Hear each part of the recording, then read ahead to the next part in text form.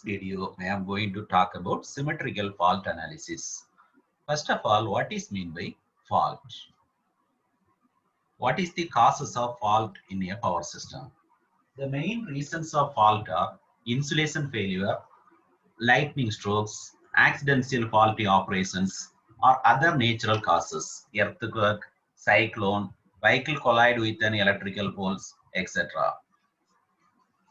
This video, we are going to see about symmetrical fault analysis. What is meant by symmetrical fault? The fault current in a three phases are equal.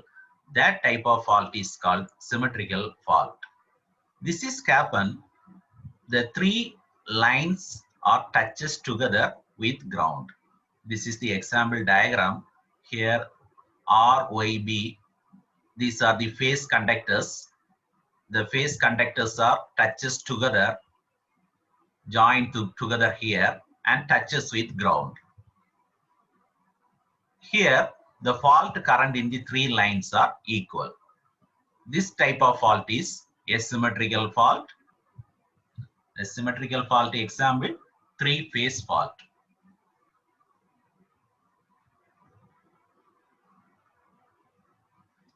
This is the most severe type of fault. According to our survey, this type of fault is possible only 5%. Next, importance of fault analysis or short circuit analysis. The purpose of fault analysis is to determine the value of voltage, current at different points of system during fault. The faulty time, what is the voltage and what is the current, fault current in the line or different points in the power system. That's are to be calculated by using this fault analysis. Then what is the need for this fault current? When fault occurring, the fault current increases the large value.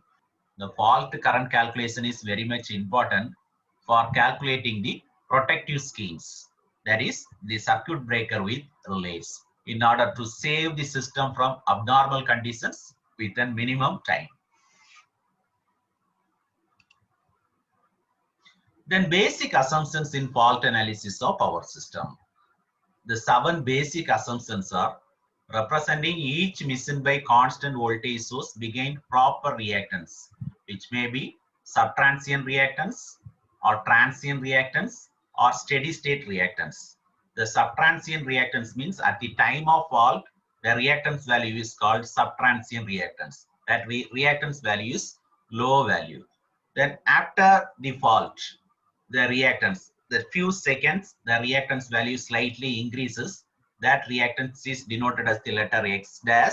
That reactance is transient reactance. The normal period, then fault clearing, after clearing the fault in steady state period, that reactance is called steady state reactance. Then second assumption, pre-fault load currents are neglected. Compared to load current, the fault current value is high, so neglect the load currents. The third assumption, transformer taps are assumed to be nominal. Then fourth, shunt elements in the transformer model that account of magnetizing current and core losses are neglected. A transformer, all shunt branches are removed because the current in the shunt branches are too low compared to the remaining branches. Neglect that branches. Fifth assumption, a symmetric three-phase power system is considered. And sixth one, shunt capacitance of the transmission lines are ignored. That is, the line charging capacitance throughout the transmission lines are negligible. Then seventh one, series resistance of the transmission line also neglected. Here only consider the reactance of the transmission line and the component for fault analysis. Only consider the reactance diagram. The reactance value varying X double dash, which is less than X dash, which is less than X. Here X is the greatest value. Depending on the time period, the reactance value varying from fault time to steady state time period.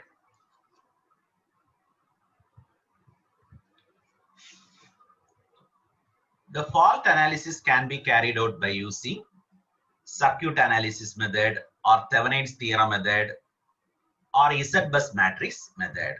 The circuit analysis and Thevenin's theorems methods are applicable for small type of systems. Actually, the power system is the large networks. It consists of number of interconnections, number of buses. Such cases, the Z-bus matrix method is preferable. Now let's see the fault analysis using Z-bus matrix. This is the step-by-step procedure. Let's see the algorithm. Step number 1. Draw the free fault per phase network, that is the positive sequence network. From the line diagram, draw the per unit reactance diagram. The per unit reactance diagram is called the positive sequence network. That is the first step. Then also write the pre-fault bus voltages. Before fault, what is the bus voltage? Here it's take, that is the nominal value. In case of per unit, that values are taken as 1 per unit. Each buses, that value is 1 per unit. Here in first bus 1 per unit, second bus 1 per unit, etc. so on. Here Q indicate the fault bus. Then second step, obtain Z-bus matrix using bus building algorithm. Using bus building algorithm procedure, form a Z-bus matrix. Here 4 cases are there. In case of bus building algorithm, applying these methods, find the Z-bus matrix. Then third step, calculate the fault current by using this formula. Fault current is equal to VQ0 divided by ZQQ plus ZF. This is the simple Ohm's law formula, V divided by Z format. Here VQ0, the fault bus voltage before fault, not indicate before fault, taken as 1 per unit. Then ZQQ, Q is the fault bus, taken as ZQQ is taken from the Z-bus matrix. Here third column, third row, see this value, that value is Z33. Suppose fault occurring in third bus, that is the diagonal value. Just to look at from the Z-bus matrix, write the Z33 value. The next is the fault impedance. Fault impedance, some cases that line is touches with another medium through ground. Some cases the medium resistance is added. That is the resistance or impedances between the faulty point to ground. That is the fault impedance. Some cases the line is directly touches with ground. That is the solidly fault. That type of solid fault, ZF value is 0. Fault impedance value is 0. Some other cases is touches with another medium to earth, means the another medium resistance is added or impedance is added. That is the fault impedance, or grounded through some reactance or another components. Here is ZQQ, diagonal elements of Z-bus matrix. ZF is the fault impedance. Then fourth step, compute change in bus voltage using network equation. Here just multiply the Z-bus matrix with the current matrix. The faulty bus only, the current value is maximum. That current is IF, which is calculated from the previous step by using this formula. Here using this negative of value, the remaining buses, the current values are 0. Then multiply, get the change in voltages, delta V1 to delta Vn. Then step number 5, calculate the post-fault voltage. This can be obtained by just adding the change in voltages with the free fault voltage. Here take the free fault voltages are 1 per unit, add with change in voltage, get the post-fault voltages. Generally it's indicated as VNF is equal to VN0 minus ZIQ into ZIF. Let's see one example. Just I am going to multiply V1F is equal to V1 0. Here one minus is there, a minus. The remaining terms are 0. Z1Q into IF Then remaining terms are 0. So V1 naught minus Z1Q into IF, that is the post-fault bus voltage of bus number 1. Similarly, for all the buses, this is the general form. Then finally calculate the post-fault line current. Here let's consider one transmission line. The transmission line is connected between two buses I and J. The transmission line series impedance is ZJK series. This can be calculated by using this formula. IJF is equal to VIF, that is the voltage at bus number I after fault, post fault bus voltage at bus number I, then post fault bus voltage at bus number J, divided by the impedance between these two buses. These post fault bus voltages are calculated from the previous bus, taken from the previous step. These are the step-by-step procedure for calculating the fault current by using Z-bus matrix. This can be also seen by using a flow chart. Usually the program is start by using the button, start button. Here also I use the start button. Then read the line data, bus data, fault bus, subtransient reactances of each machines. Line data means this may be a impedance value or the admittance value. The imaginary term value is positive, means the given value is impedance. The imaginary term value is negative, the given value is admittance, or otherwise that names are mentioned in the problem. From that we can identify the given value is impedance or admittance. Suppose the admittance value given means take the reciprocal of that value, get the impedance value. Then bus data, there are three types of buses: slack bus, generator bus, load bus. You take one of the buses, one of the generator buses, the slack bus for transmission line loss calculations. Then generator bus, P and B values are specified. Then load bus, P and Q values are specified.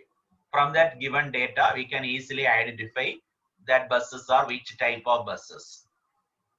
Then fault bus, identify the fault bus number. Fault is occurring in which place? That point is called fault bus number. Identify the fault bus.